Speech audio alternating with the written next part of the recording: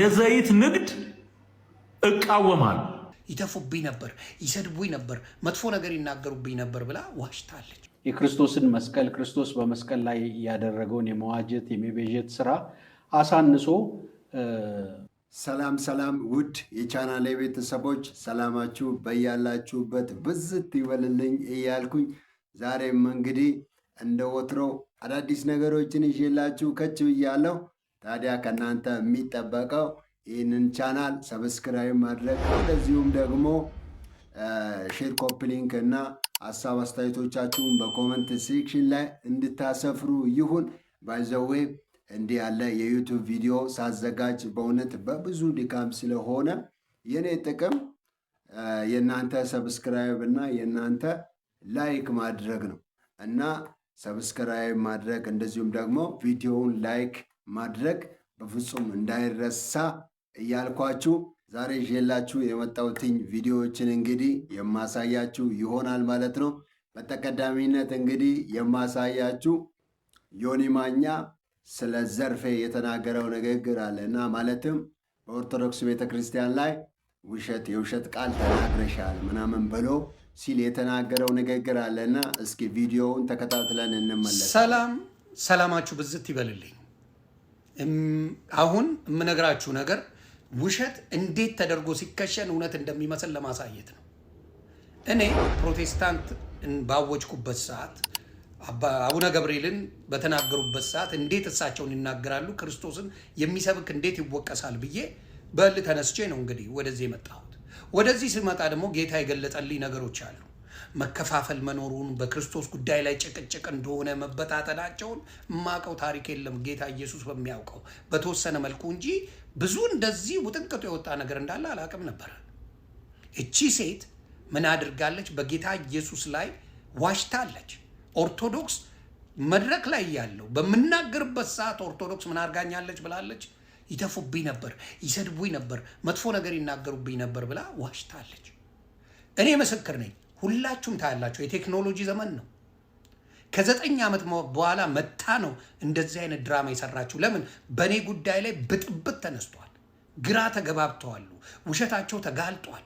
ውሸታቸው በተጋለጠበት ሰዓት አንቺን አምጥተው ሲሰድቡኝ እንግዲህ እንዳያችሁት ወዳጆቼ የተናገረው ነገር በጣም የሚገርም ነው። ማለትም በኦርቶዶክሳውያን ላይ በጣም በኦርቶዶክስ ቤተክርስቲያን ላይ በጣም እየዋሸች እንዳለ እነሱ የሌለባቸውን ነገር እየተናገረች እንደሆነ ለዛ ደግሞ ማረጋገጫው እኔ ኦርቶዶክስ ቤተክርስቲያን ውስጥ ያለውን ነገር አውቃለሁ።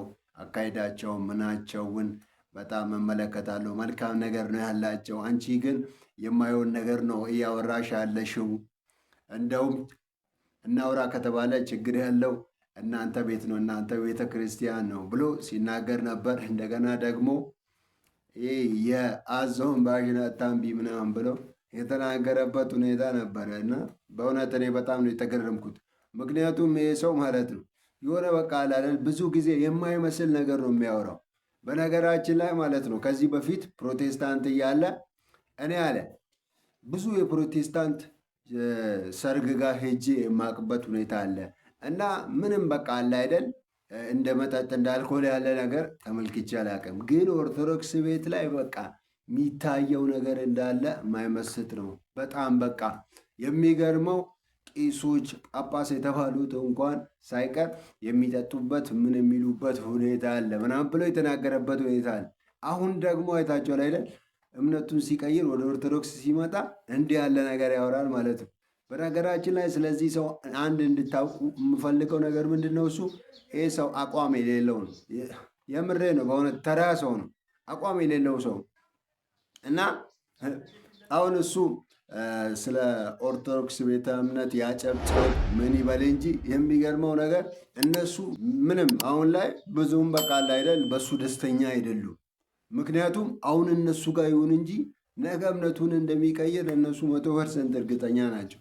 ከዛ አኳያ ለእሱ ያላቸው ቦታ በጣም የወረደ ነው እና እንግዲህ ወዳጆቼ ከዚህ በማስከተል ደግሞ የማሳያችሁ የኢትዮጵያ ቃለ ሕይወት ቤተክርስቲያን ስለ ፓስተር ቤኒን የተናገረችው ያስተላለፈችው መልእክት አለ። ማለትም ቤኒን የተባለው ፓስተር በቃል አይደል የተለያዩ ችግር ያለበት አገልግሎቱ እንከን ያለበት ከመሆኑ የተነሳ የእሱን አገልግሎት አንቀበልም ምናምን ከሚል ነገር አኳያ ያስተላለፈችው መልእክት አለ። እስኪ ተከታትለነው እንመለሳለን። ሁላችሁንም እኔም በጌታ በኢየሱስም ሰላም ለማለት ወዳለሁ።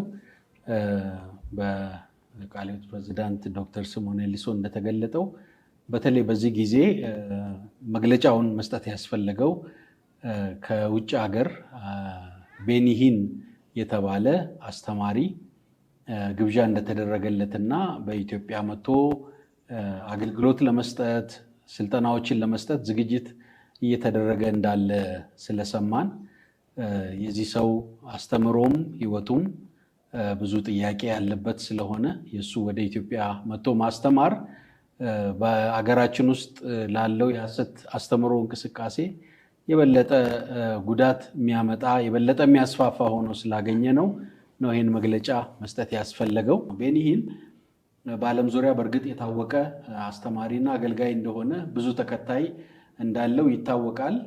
ነገር ግን አገልግሎቱ ብዙ ጥያቄዎች ያሉበት ነው። እነዚህን ቀለል ባለ በአራት ሐሳቦች ለመግለጽ እሞክራለሁ። ቤኒን የብልጽግና እና የጤና ወንጌል እና የቃል እምነት እንቅስቃሴ አራማጅ ነው። እነዚህ በጣም አደገኛ የሆኑ ትምህርቶች እንደሆኑ ነው በቃለ ሕይወት የምናምነው።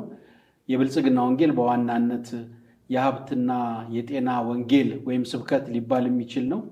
የክርስቶስን መስቀል ክርስቶስ በመስቀል ላይ ያደረገውን የመዋጀት የመቤዠት ስራ አሳንሶ ሀብትና ገንዘብ ጤና እንድናገኝ ነው ዋናው የሚል የክርስቶስን የመስቀል ስራ በመስቀል ላይ የተሰራውን ስራ አሳንሶ አኮስሶ የሚያቀርብ አስተምህሮ ነው።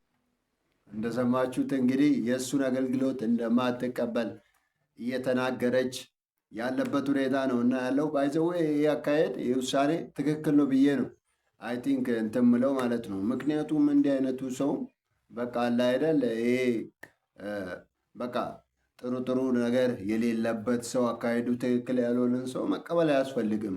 ምክንያቱም ትውልዱን ነው የሚመርዘው። እነሱ እንዳሉት ማለት ነው ቤተክርስቲያኒቱ እያለች እንዳለችው ትውልዱ ነው የሚመረዘው። ልክ እሱም በማየት በቃ እንደሱ አይነት ሰው ነው እንትን እያለ የሚሄደው ማለት ነው። ስለዚህ አካሄዷ ትክክል ነው ብዬ አይ ቲንክ እቀበላለሁ። እና እንግዲህ ወዳጆቼ ከዚህ በማስከተል ደግሞ የማሳያችሁ አንዲት ሴት በዘርፌ ላይ የስድብ ቃል ስትናገር ምናምን ያየሁት ቪዲዮ አለና እስኪ ተከታትለነው እንመለሳለን።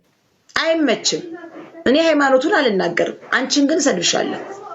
ሙልጭ አድርጌ ነው የምሰድብሽ። ለምን መሰለሽ? በሃይማኖቴ ነው የመጣሽው። ከሃይማኖቴ ጋር ነፍሴ ትወጣለች ውዴ። እየነገርኩሽ ማንም አባሽ ነው ያላለሽ። የታባሽ ታውቂዋለሽ ኢየሱስን አንቺ ሲጀመር ኦርቶዶክስ መተሻረል ኢየሱስ የሚለውን ስም እንኳን ያወቅሽ ኦርቶዶክስ ይታቂያለሽ። እንደምን አትርሱኝ ነው አንቺ ደግሞ ተረሳሽ? ሚዲያውን ደግሞ ቢዚ ልታረጊብና እንደኔ እኮ ይገርሙኛል። ምን እያጨሳችሁ ነው ግን የምትመጡት? ሉባንጃ በወይራ ነው የምታጨሹ? ወይዘሮ ዘርፌ ምንድነው ነው? ቀበርቸው በወይራ ነው አጭሰሽ የመጣሽው? ጦዛሽ ነው የሚመስለው። ምን ጤነኛው አትመስይም ስታወሪ እኮ። ቪዲዮውን አይታችኋል ጋይስ? ዛሬ የተለቀቀው አንድ ብሮድካስት ላይ ኢንተርቪው እያደረገች በተከታታይ ነው ያለው። ዲማጣራሽ የኔን አርዶስ አልሽ ራስሽ። እኔ ነኝ ሰዎች ሩሃማ ታሪኬን ምናምን ማንኛ በይልናንሽ ያንቺን ታሪክ የተናቀለ ራስሽ በተሽ ታሪክሽን ዝርግፍ ያደርግሽ። ጻድቃኔ ጠራችኝ በህልሜ ታየችኝ ብለሽ የመጣሽው አንቺ። እኛ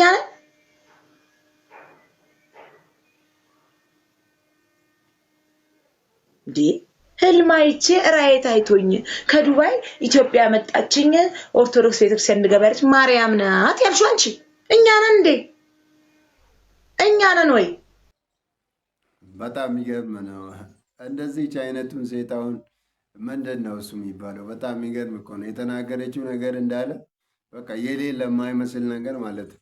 እና እንግዲህ ከዚህ በማስከተል ደግሞ የማሳያችሁ ፓስተር ትዝታው ከዘይት ጋር ማለትም ዘይት ከሚሸጡ አገልጋዮች ጋር ዘይት ስለሚሸጡ አገልጋዮች ያለውን ምልከታ የተናገረበት ሁኔታ አለ እና እስኪ ይህንን ቪዲዮ ተከታትለን እንመለሳለን። በነገራችን ላይ ጴንጤውም ጋር ዘይት የሚነግዱ ሰዎች አሉ አይደል?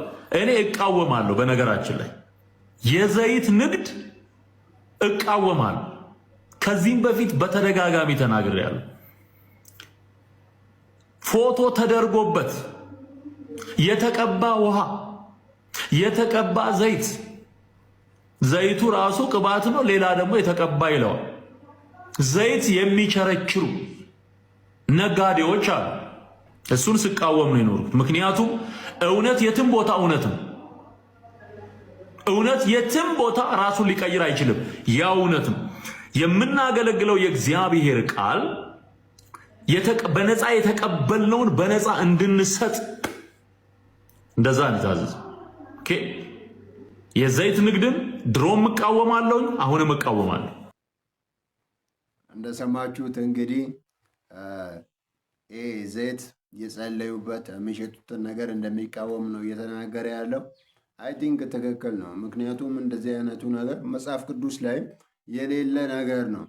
አንድ ሰው ቢታመም ወደ ቤተ ክርስቲያን ሽማግሌ ወደ ቤተ ክርስቲያን ይሂድና የቤተ ክርስቲያን አባቶች በዘይት ይጸልዩለት ነው እንጂ መጽሐፍ ቅዱስ የሚለው እንደዚህ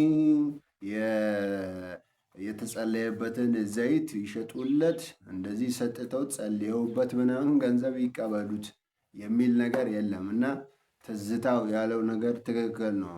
እና እንዲህ አይነቱ ነገር አሁን እንትን ካላለ በእውነት ለቤተ ክርስቲያን ስም ራሱ ጥሩ አይደለም።